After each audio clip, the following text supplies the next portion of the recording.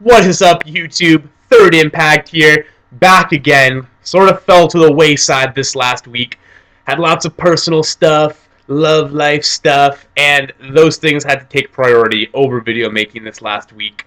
But now that that's all sorted and out of the way, I can be back here to you, to the people, to talk about something I know you guys like. Because I look at the views on my videos, and I know that Aldnoah Zero is one of the best and most popular shows this summer season. So let's get right into talking about episode 5, because I know I've fallen off with JoJo and Space Dandy. I probably don't even like those shows anymore. You probably think I hate them and I've just dropped them. But without further ado, Aldnoah Zero, episode 5. This episode begins with a flashback to 5 years ago. We get our first glimpses of the Verse Empire, which actually is underneath the ground in Mars, which is pretty cool. It's like an underground cavern sort of empire. And Slane comes crashing through in his rocket ship, crashes into what I could only assume is like the capital, like the main castle, or like parliament building, I guess you'd call it, of the Verse Empire, because he gets out, he's kind of conscious for a bit, and then he slips out of consciousness because what he's been like breathing in during his space flight, there's water everywhere, he's choked. Not good. So, Princess Asylum happens to stumble upon this. I mean, she probably heard the sound. She probably went right there once this rocket ship crashed into the building. But she's first on the scene, and she tends to Slane. She sucks the water from his lungs and allows him to breathe again, giving him life. Very nice. And we get to see how these two characters met. Why Slane has this relationship with the princess. Not only does it appear as though the princess really took Slane in, and then Slane, tutored her on Earth and all these sorts of things, but she also saved his life. So they are definitely very close, much more close than even I would have thought before seeing this flashback. So that was really cool as far as their relationship goes. From there, we see... So I had to write the name down because it's pretty ridiculous. Rey Regalia, the emperor of the Verse Empire, Princess Asylum's grandfather. So this guy is very suspicious of the activities that have been going on Earth, and he calls an armistice. He wants there to be a ceasefire in this war that the Orbital Knights are conducting, and he needs to get to the bottom of this, what is going on with the princess, and get the facts before they just start blowing Earth up. Makes sense. So then there's that. We then see Sazabam, Count Sazabam, I believe his name is, speaking to Crucio. We've seen this guy before, and he is very suspicious of the circumstances surrounding Triltrum's death. He hears that he died in a meteor bombardment, but he's like, this is suspicious. I was the one who warned him of that meteor bombardment. This is strange. Later on in the episode, they discover Triltrum's Aldnoah unit, and they're like, no, this Aldnoah was clearly damaged in battle and then abandoned. Something's going on here.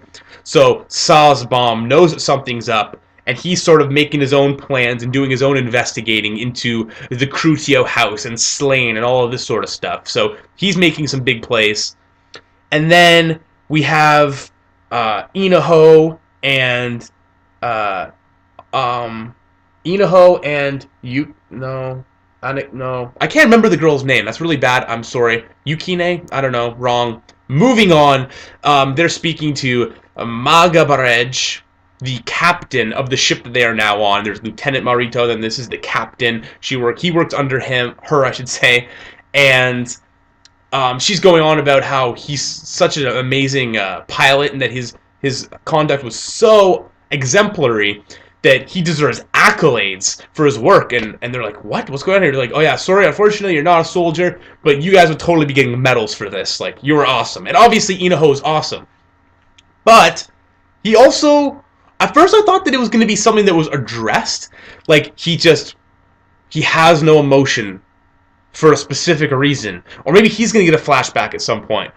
But at this point, it's almost starting to bug me. Now, it's being acknowledged and played for laughs that he has absolutely no personality, which kind of is strange to me. We see this quite a bit in his little like comments that are just kind of like completely unrelated to the dire situation, like, oh, where are my pajamas? The one with the patches. Oh, hilarious joke because this is such an intense situation and you're so calm. But there's no reason you should be acting this calm and just being so nonchalant about this. Like, your friend, Obiske, something along those lines, I think that's his name, died. He died. And your other friends could still die, and he just doesn't care. You can see when it's played for laughs most when they run into Lieutenant Marito, when they're standing there, and he's just like, staring at him, blank stare, salute, down. It's like, it's just, the camera is on him, and it's just like, it's being made a joke that this guy has no emotion, which is lame, because, like, I hope he's put into a really shitty situation. I'd say, like, if he really conducted a crazy plan that got one of his friends killed, he'd probably feel bad, but then his friend died, Okiske, died right in front of his eyes, and you could tell that he felt something, but it's hard to really tell what this guy's feeling. So, regardless of Inaho and his emotions and his personality, he is an amazing strategist, like we've established. He wrecks shit. His plans are amazing, and he himself is a warrior. So, this Vlad character, who, thank you very much, AICW, for pointing out to me in the comments of my last video his name, because I didn't know if it was said or not. It was said in passing and I missed it. Vlad is the pilot of the Argyr Aldnoah, and we see him back on the Verse ship getting repaired at the beginning of the episode, and then he already is on their ship, crash lands on there to follow up and do a real, like, attack. His honor has been sullied, and he needs to rectify this. And as soon as he shows up, I'm like, he's either going to die or he's going to kill somebody, because there's no point in bringing him back the very next episode. They should have dealt with it then in their last episode. One of those two things is going to happen, and what do you know? He's battling with Inaho. Inaho has a crazy plan. He has this reactive armor on his arms, so when things come in contact with it, it explodes, and this explosion disperses the plasma from his beam katanas, or plasma katanas, whatever you want to call them. And once he disperses the plasma, he grabs his arms.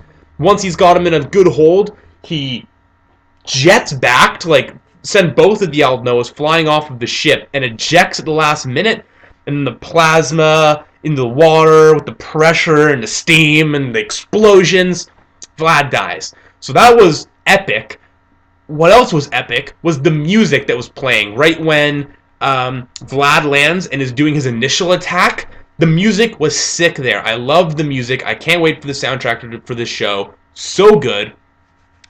And finally, during the climax of this big battle where Vlad is defeated, Slain uses this crazy technology on the Verse ship to, like, appear, teleport. I'm not sure if he was, like, physically there or if it was like a vision or a avatar of him or something, is transported to the capital in Verse, to Rey Regelia's palace, his bedroom, essentially. Slain can just access this, runs through the halls, there's no security, no anything, and he warns Rey Regelia. He tells him that he has seen the princess, that she is alive, all of this stuff. He's like, thank you. He knows Slain, he knows how important Asylum is to him, he knows their relationship. This is not new to him. Slain disappears. And then Sazbom appears and is like, see, I told you that spies would be coming to try to convince you that the princess is actually still alive. I'm like, what? He's like, yeah, you're right. Thanks for that heads up before. To war with Earth! I'm calling back the armistice! It's like, really? You're not gonna believe Slain, this boy that you have known for this long, who clearly is heavily invested in the princess, loves her, is a super close friend. No, just, he's obviously a spy now, and I'm going with this slime ball. Like, I don't know. I don't know. I know that the Verse are, like, they look down on Slain and, like, humans and all this as being trash, but it seemed at least that Rey Regelia acknowledged Slain in some sense, because, you know, his granddaughter saved him, and he has a special place in their palace. But apparently not. Apparently he can just disregard Slain like nothing. and believe the slime ball. So that thing kind of bugged me a little bit. I was like, really? But other than that, amazing soundtrack, amazing action, amazing episode. And again, I'm sorry, guys, that it has been a week of no videos. I'm sorry that I'm behind in JoJo, Dandy, lots of things. But videos are coming, I promise.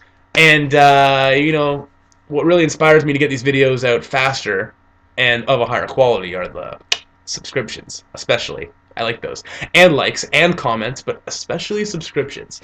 So I'll see you guys later. Peace out and keep watching Aldnoah 0. And now I gotta click the end button. No,